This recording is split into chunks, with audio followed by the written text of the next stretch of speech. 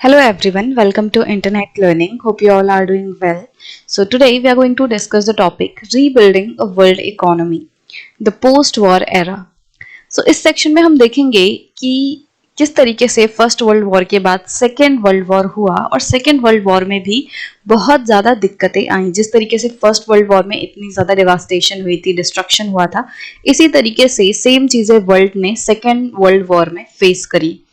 और उसके बाद हमें इस पूरे सेक्शन में देखना है कि किस तरीके से जो इकोनॉमीज हैं वो बर्बाद हुई। एंड ये जो मेन सेक्शन है सेक्शन 4, इसके फिर अगले सेक्शन में ये जो 4.1 वाला सेक्शन है, इसमें हम देखेंगे कि किस तरीके से जब सेकेंड वर्ल्ड वॉर खत्म हुआ तो धीरे धीरे करके इस वॉर से हुई हानि के को मतलब एक तरीके से इसकी भरपाई करने के लिए, या जो डिस्ट्रक्शन हो गया है वॉर्स की वजह से, फर्स्ट वर्ल्ड वॉर की वजह से, सेकेंड वर्ल्ड वॉर की वजह से, अब उसको कैसे रिकवर करना है, तो इसके लिए क्या क्या दुनिया में हुआ उसको हम पढ़ेंगे। तो ये जो मेन सेक्शन है पूरा, rebuilding a world economy the post war era, इसमें हम बेसिकली यही पढ़ेंगे कि किस तरीके से जब first world war and second world war दोनों हो गए, उसके बाद किस तरीके से जो पूरी दुनिया है वो वापस से ट्रैक पर आई।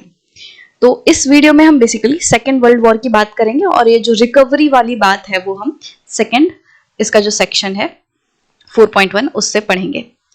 So the Second World War broke out a mere 2 decades after the end of First World War.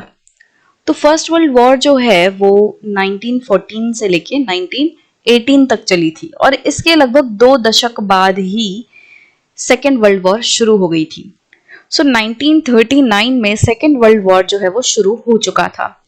It was fought between the Axis powers, mainly Nazi Germany, Japan and Italy, and the Allies, Britain, France, the Soviet Union and the US. तो था क्या कि जैसे first world war 2 गुटों के बीच में लड़ी गई थी, वैसे ही सेकेंड वर्ल्ड वॉर भी 2 गुटों के बीच में या 2 ग्रुप्स के बीच में लड़ी गई थी। पहला ग्रुप था जिसको कहते हैं एक्सेस पावर्स, और एक्सेस पावर्स में कौन कौन से नेशंस थे? Nazi Germany, Japan and Italy. तो मेनली ये 3 नेशंस थे एक्सेस पावर्स में। और इनके खिलाफ कौन सा ग्रुप था? एलाइज। और एलाइज में कौन कौन से देश थे? एलाइज में थे Britain, France, the Soviet union and the US. तो ये देश थे एलाइज में। तो एक्सेस वर्सेस एलाइज जो है सेकेंड वर्ल्ड वॉर हुआ था। It was a war waged for 6 years on many fronts, in many places, over land, on sea, in the air. तो 1939 में सेकेंड वर्ल्ड वॉर शुरू हुआ और ये 6 सालों तक चला और 1945 में ये खत्म हुआ। अब ये जो सेकेंड वर्ल्ड वॉर है वो काफी सारे फ्रंट्स पे लड़ा गया। मैनी फ्रंट्स का मतलब ये है कि लड़ाई जो है वो सिर्फ और सिर्फ बैटल फील्ड्स में ही नहीं बल्कि बिना बैटल फील्ड्स के भी लड़ी जा रही थी, बैटल फील्ड्स के बाहर भी लड़ी जा रही थी। कहने का मतलब यह कि देश जो हैं वो अपने अपने सैनिकों को एक दूसरे के सामने, जो युद्ध का मैदान होता है, बैटल फील्ड होता है, उस पर तो उतार ही रहे थे, बट उसके साथ साथ देश और भी तरीकों से लड़ रहे थे। जैसे कि एक देश दूसरे देश की इंपोर्ट पे बहुत ज्यादा टैक्स लगा देगा, टैरिफ्स बढ़ा दिए, कस्टम ड्यूटी बढ़ा दी, ठीक है, बैन कर दिया लोगों को इधर उधर जाने से, कि अगर कोई देश जो है वो कहे कि हम किसी भी दूसरे देश के पर्सन को हम वीजा नहीं देंगे, ऐसा देश जो कि इस पर्टिकुलर देश का दुश्मन होगा, तो ये जो देश है, ए देश जो है वो कह सकता है कि मैं बी देश के किसी भी नागरिक को वीजा नहीं दूंगा, अपने देश में ही नहीं घुसने दूंगा। तो मतलब इस तरीके के फ्रंट्स, मतलब इस तरीके से भी लड़ाइयां लड़ी जा रही थी। तो वॉर जो है वो 6 सालों तक चली और सिर्फ बैटल फील्ड पे ही नहीं बल्कि और बहुत तरीकों से ये लड़ाई लड़ी जा रही थी। बहुत सारी जगहों पे लड़ाई लड़ी गई, मतलब कि आप देखोगे ऐसा नहीं था कि सिर्फ एक ही जगह पे लड़ाई चल रही है, बल्कि हर तरफ, चारों तरफ ये जो देश थे वो एक दूसरे से लड़ाई में भिड़े हुए थे। जमीन के ऊपर लड़ाई हुई, समुद्र में लड़ाई हुई और यहाँ तक कि हवा में भी लड़ाइयां चल रही थी इस सेकेंड वर्ल्ड वॉर के दौरान। Once again death and destruction was enormous. अब जैसे हमने फर्स्ट वर्ल्ड वॉर के केस में देखा था कि किस तरीके से बहुत बड़ी मात्रा में डेथ एंड डिस्ट्रक्शन हुआ, इसी तरीके से सेकेंड वर्ल्ड वॉर में भी बहुत ज्यादा जान माल की हानि हुई, बहुत ज्यादा डेथ एंड डिस्ट्रक्शन हुआ। लगभग 60 मिलियन लोग, या फिर यूं कहें 1939 में जो पॉपुलेशन थी उसका 3% हिस्सा जो है वो मौत के मुंह में समा गया था। मतलब कि इस वर्ल्ड वॉर 2 के दौरान 60 मिलियन लोग, जो कि 39 वर्ल्ड में 1939 में जो पॉपुलेशन थी उसका 3% था, लगभग 60 मिलियन लोग। तो 60 मिलियन लोग, लगभग 6 करोड़ लोग जो हैं वो फर्स्ट वर्ल्ड वॉर की वजह से उनकी डेथ हो गई थी। और ये जो डेथ है वो सिर्फ और सिर्फ ऐसा नहीं था कि सोल्जर्स की ही हो रही है या बैटलफील्ड पे ही डेथ हो रही है, बल्कि जो सिविलियंस थे उनकी जानें जा रही थी। और सिविलियंस की जानें जो है वो सोल्जर्स के मुकाबले ज्यादा गई थी। मतलब नंबर्स में देखें तो सोल्जर्स की जो डेथ है वो कम हुई थी और सोल्जर्स से ज्यादा डेथ हुई थी सिविलियंस की। सो डायरेक्टली इनडायरेक्टली बहुत सारे लोग जो हैं वो इस वर्ल्ड वॉर 2 की वजह से अफेक्ट हुए थे और उनकी डेथ हुई थी। और हजारों लाखों लोग जो हैं वो इंजर्ड भी हुए थे। जब 60 मिलियन लोगों की डेथ हो गई तो सोचो कितने करोड़ लोगों को चोटें लगी होंगी, वो घायल हुए होंगे। Unlike in earlier wars, most of these deaths took place outside the battlefield. तो पहले जो सेकेंड वर्ल्ड वॉर से पहले जो वॉर वगैरह होती थी उनमें क्या रहता था कि जो डेथ है वो ज्यादातर सोल्जर्स की होती थी। बट जैसा मैंने अभी आपको बताया कि सेकेंड वर्ल्ड वॉर में क्या हो रहा था कि सोल्जर्स के मुकाबले सिविलियंस की डेथ ज्यादा हुई थी। ज्यादातर जो पार्ट्स थे यूरोप एंड एशिया के वो पूरे तरीके से तहस नहस हो चुके थे, डिवास्टेटेड हो चुके थे। बहुत सारी जो सिटीज थी वो एरियल बॉम्बार्डमेंट या फिर आर्टिलरी अटैक्स की वजह से पूरे तरीके से बर्बाद हो चुकी थी। मतलब कि बहुत सारे ऐसे शहर थे जिनके ऊपर बॉम्ब फेंके गए, जैसे ऊपर हवा में चलने वाले जो एरोप्लेन्स वगैरह हैं, जेट्स हैं, फाइटर जेट्स हैं, इन सब की वजह से सिटीज पे बॉम्ब या गोले जो हैं वो दागे जा रहे थे, जिसकी वजह से जो शहर हैं, सिटीज हैं, वो तबाह हो रहे थे। The war cause an immense amount of economic devastation and social disruption. तो ये जो वॉर हुई सेकेंड वर्ल्ड वॉर, इसकी वजह से बहुत बड़ी मात्रा में इकोनॉमिक डिवास्टेशन हुआ। मतलब कि आर्थिक तौर पे सब कुछ बर्बाद हो गया, किसी के भी बिजनेस ढंग से नहीं चल रहे थे, लोगों को एम्प्लॉयमेंट नहीं मिल रही थी, प्राइस जो हैं वो बहुत ज़्यादा बढ़ गए, लोगों के पास जॉब नहीं है, एम्प्लॉयमेंट नहीं है, जो लोग हैं वो लड़ाई में जा रहे हैं, मर रहे हैं, औरतें जो हैं वो अपनी फैमिलीज को संभाल रही हैं। तो इस तरीके से सोशली एंड इकोनॉमिकली सारे जो देश हैं या जो दुनिया है वो बर्बाद हो रही थी।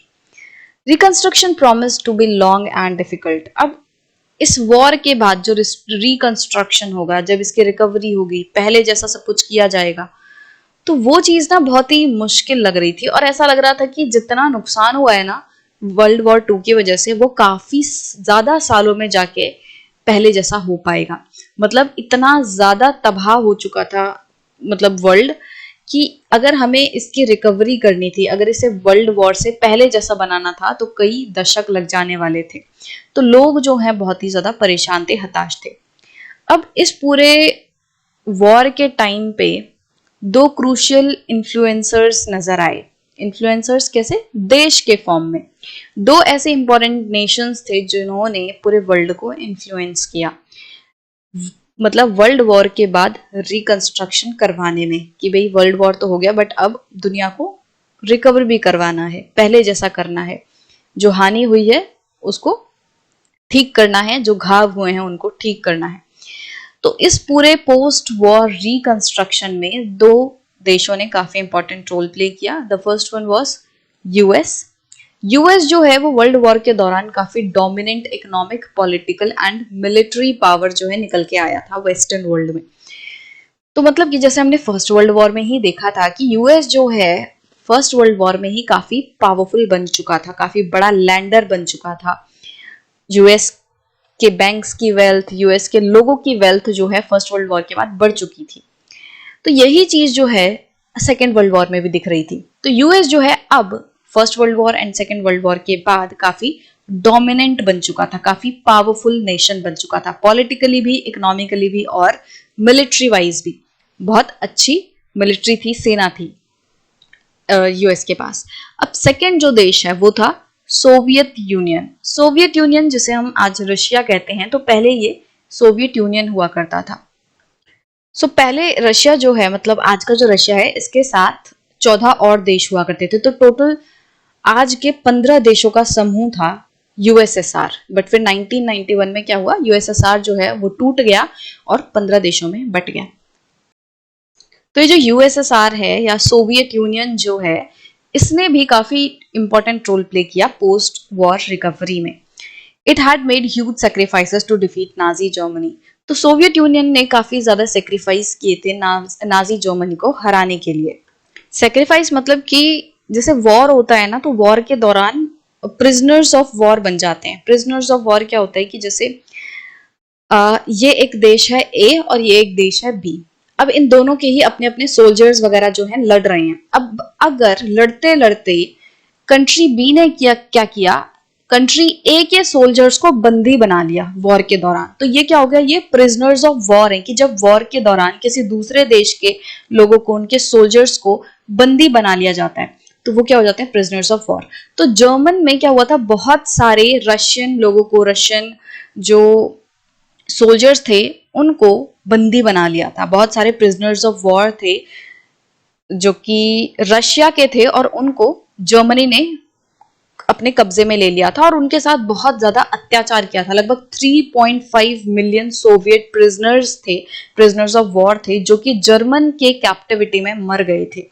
मतलब कि जर्मन्स ने क्या किया, लगभग 3.5 million Soviet prisoners of war को, उनको, उनके ऊपर अत्याचार किया और उनको मारा। बहुत सारे जो सिविलियंस थे यूएसएसआर के, मतलब सोवियत यूनियन के, बहुत सारे सिविलियंस के ऊपर भी जर्मन ने काफी ज्यादा अत्याचार किए थे और बहुत सारे सिविलियंस को भी दिक्कत आई थी। तो मतलब कि इस पूरे कॉन्टेक्स्ट में जो रशिया है उसने बहुत बड़ा सेक्रीफाइस किया था, बहुत बड़ी मात्रा में उसके सोल्जर्स गए थे, बहुत बड़ी मात्रा में उसके लोगों को हानि पहुंची थी। बट अल्टीमेटली क्या हुआ, नाजी जर्मनी जो है वो हारा और सोवियत यूनियन जो है वो काफी पावरफुल देश की तरह निकल के आया। और पहले सोवियत यूनियन को जैसा कि एक एग्रीकल्चरल बैकवर्ड कंट्री माना जाता था, ऐसा एक देश माना जाता था जो कि एग्रीकल्चर पे डिपेंड करता है। बट वॉर की वजह से क्या हुआ, वॉर के टाइम पे जो सोवियत यूनियन है वो उभरने लगा। जब पूरी दुनिया ग्रेट डिप्रेशन में फंसी हुई थी, जब पूरा कैपिटलिस्ट वर्ल्ड ग्रेट डिप्रेशन में फंसा हुआ था, तब उस दौरान सोवियत यूनियन ने तरक्की करी और एक तरीके से जो बैकवर्ड नेशन माना जाता था वो ग्रो करने लग गया। तो हुआ क्या कि हमें दो इंपॉर्टेंट नेशंस दिखाई दिए जो कि इन्फ्लुएंस कर रहे थे पूरी दुनिया को, यूएस एंड यूएसएसआर। यूएसएसआर जो है वो पहले बैकवर्ड एग्रीकल्चरल नेशन माना जाता था, बट डिप्रेशन वगैरह के दौरान क्या हुआ, धीरे धीरे करके इसने ग्रो करना शुरू किया। जैसे होता है ना कि कहीं पे जैसे डिप्रेशन की वजह से कहीं पे कुछ लोगों को नुकसान हो रहा है, बट कुछ लोग उस मौके का फायदा उठा रहे हैं और ग्रो कर रहे हैं।